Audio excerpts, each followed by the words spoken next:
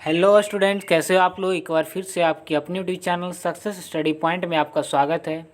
और जैसा कि आप लोग को पता है कि साइंस का ऑब्जेक्टिव क्वेश्चन करवा रहे थे हम लोग, ठीक है, और साथ ही साथ ऑब्जेक्टिव का भी सेशन चल रहा था, ठीक है। तो यहाँ पर देखिए साइंस का हम आज बायोलॉजी का थर्ड चैप्टर लेकर आए हैं, ठीक है। तो यहाँ हमारे चैप्टर का आज का नाम है जीव जनन कैसे करते हैं, ठीक है। तो ये हमारा बायोलॉजी का पार्ट थर्ड वीडियो है, ठीक है।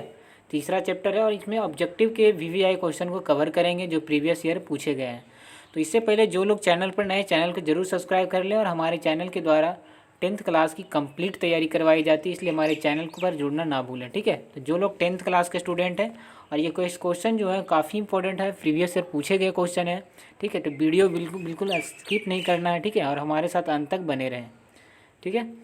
तो चलिए हमारा ये क्वेश्चन जो स्टार्ट हो रहा है, हमारे चैप्टर का नाम है जीव जनन कैसे करते हैं, ठीक है। तो चलिए रिलैक्स हो जाइए और चलिए एक एक करके क्वेश्चन को डील करते हैं, ठीक है। तो हमारा आज का क्वेश्चन है पहला कि पुष्पी पौधों में लैंगिक जनन किसके द्वारा होता है। पुष्पी पौधों में जो होता है लैंगिक जनन किसके द्वारा होता है, तो ये होता है फूलों के द्वारा, ठीक है।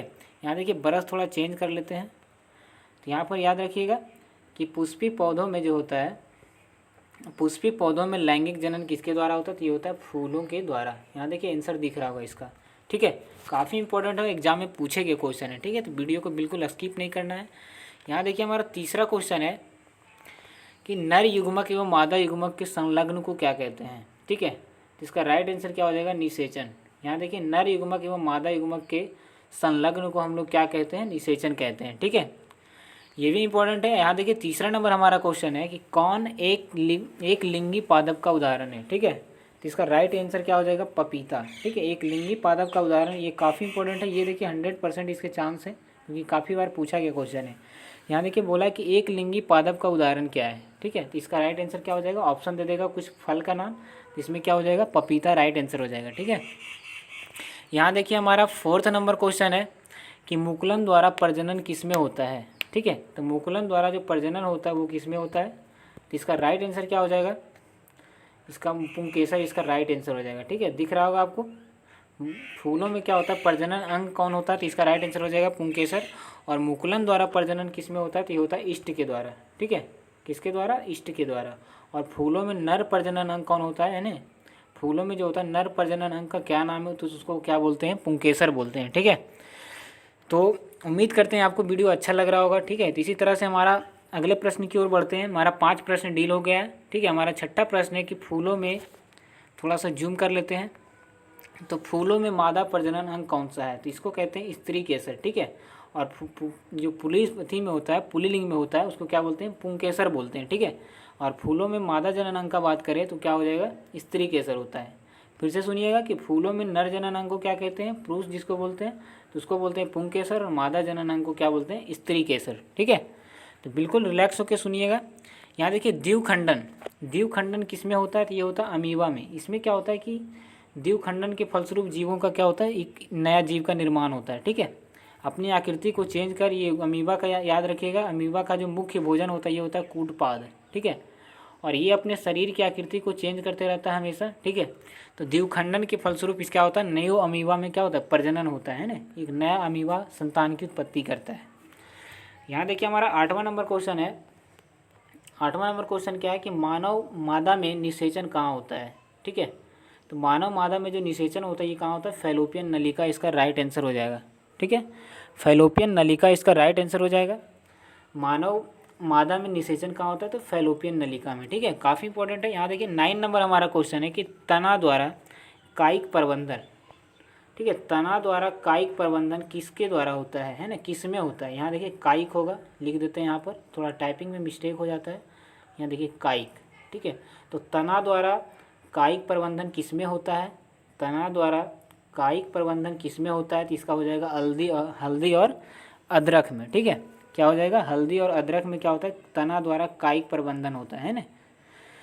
यहाँ देखिए 10th नंबर हमारा क्वेश्चन है कि फूल का कौन सा भाग फल में बदलता है, ठीक है। इसको क्या कहते हैं, अंडाशय बोलते हैं, ठीक है। तो फूल का जो होता है अंडाशय वाला भाग जो होता है ना, वो फल का रूप ले लेता है। फूल से ही फल बनता है ना, सभी लोग जानते हैं। तो फूल का कौन सा भाग, तो अंडाशय वाला भाग जो होता है फल में चेंज हो जाता है, ठीक है।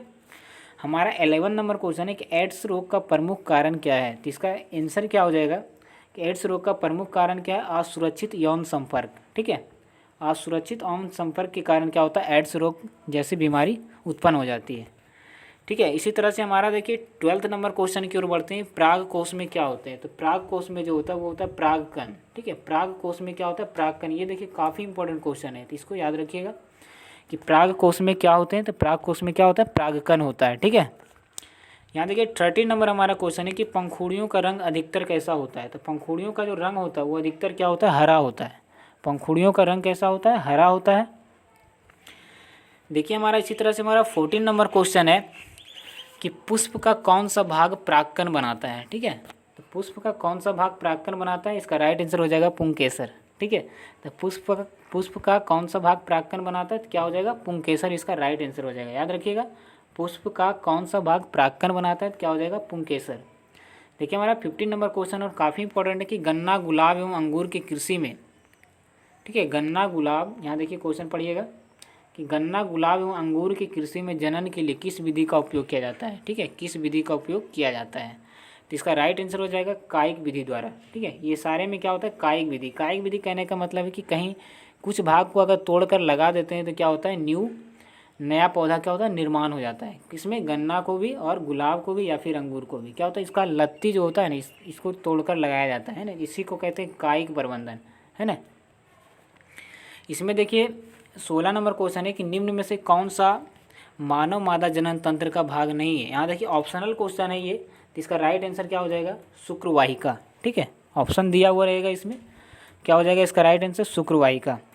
अगला देखिए हमारा क्वेश्चन है 17 नंबर की शुक्राणुओं का मोचन कहाँ होता है? यहाँ याद रखिएगा, काफ़ी इंपॉर्टेंट है। शुक्राणुओं का मोचन कहाँ होता है? तो शुक्रवाहिका में। ठीक है, शुक्राणुओं का मोचन कहाँ होता है? शुक्रवाहिका में, इसका राइट आंसर हो जाएगा। यहाँ देखिएगा शुक्रवाहिका। ठीक है, तो शुक्राणुओं का मोचन कहाँ होता है? शुक्रवाहिका में। अगला हमारा 18 नंबर क्वेश्चन है कि शुक्राणुओं का निर्माण कहाँ होता है? ठीक है, ये मोचन की बात करें तो शुक्रवाहिका हो जाएगा, और शुक्राणुओं का मोचन कहाँ होता है? तो इसका राइट आंसर हो जाएगा वृषण में। ठीक है, वृषण में हो जाएगा। अगला हमारा 19 नंबर क्वेश्चन है कि लिंग गुणसूत्र का पूर्ण जोड़ा किसमें पाया जाता है? ठीक है, तो लिंग गुणसूत्र का पूर्ण जोड़ा किसमें पाया जाता है? तो स्त्री में। ठीक है, तो इसका राइट आंसर क्या हो जाएगा? स्त्री में, इसका राइट आंसर हो जाएगा। इसी तरह से हमारा 20 नंबर क्वेश्चन है कि हाइड्रा में प्रजनन किस विधि द्वारा होता है?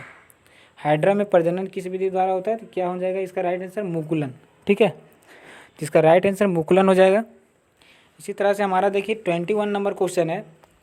तो आज का हमारा चैप्टर का नाम है जीव जनन कैसे करते हैं, और बायोलॉजी का तीसरा पार्ट आप लोग देख रहे हैं। ठीक है, हमारा देखिए 21 नंबर क्वेश्चन है कि वैसे परिवर्तन जो जीवों के नियंत्रण से बाहर होते हैं उसको क्या कहते हैं? तो वैसे परिवर्तन जो जीवों के नियंत्रण से बाहर होते हैं क्या कहलाते हैं? उसको कहते हैं निषेध। ठीक है, उसको क्या कहते हैं? निषेध कहते हैं। देखिए हमारा 22 नंबर क्वेश्चन है कि स्त्रियों में अंडाशय की संख्या कितनी होती है ना? स्त्रियों में अंडाशय की संख्या कितनी होती है? यहाँ देखिए अंडाशय होगा, अंडाशय। ठीक है, तो स्त्रियों में अंडाशय की संख्या कितनी होती है? तो 2 होता है। इसका राइट आंसर क्या हो जाएगा? 2। ठीक है, यहाँ देखिए हमारा 23 नंबर क्वेश्चन है किस प्रकार के जनन में जनक के शरीर का कलिका निकलता है? ठीक है, तो किस प्रकार के जनन में क्या होता है? जनक के शरीर का क्या होता है? कलिका निकलता है। ठीक है, यहाँ देखिए आपको दिख रहा होगा, क्या हो जाएगा इसका राइट आंसर? क्या हो जाएगा? मुकुलन में। ठीक है, मुकुलन इसका राइट आंसर हो जाएगा। इसी तरह से हमारा देखिए 24 नंबर क्वेश्चन है कि स्त्री केसर के आधारित भाग को क्या कहते हैं? तो उसको कहते हैं अंडाशय। ठीक है, तो स्त्री केसर के आधारित भाग को क्या कहते हैं? अंडाशय कहते हैं। याद रखिएगा, काफ़ी इंपॉर्टेंट है। इसी तरह से हमारा देखिए 25 और लास्ट नंबर क्वेश्चन है हमारा इस चैप्टर का कि बीजांड की दीवारें मोटी होकर क्या बनाती है? तो इसको बोलते हैं बीजावरण। ठीक है, तो बीजांड की दीवारें जो होता है मोटी होकर क्या बनाती है? तो बीजावरण, है ना, बीजों का आवरण। ठीक है, इस तरह का बीज का आवरण बन जाता है चारों तरफ। तो बीजांड की दीवारें मोटी होकर क्या बनाती है? बीजावरण बनाती है। ठीक है, ये देखिए हमारा है, इसका राइट आंसर क्या हो जाएगा? बीजावरण।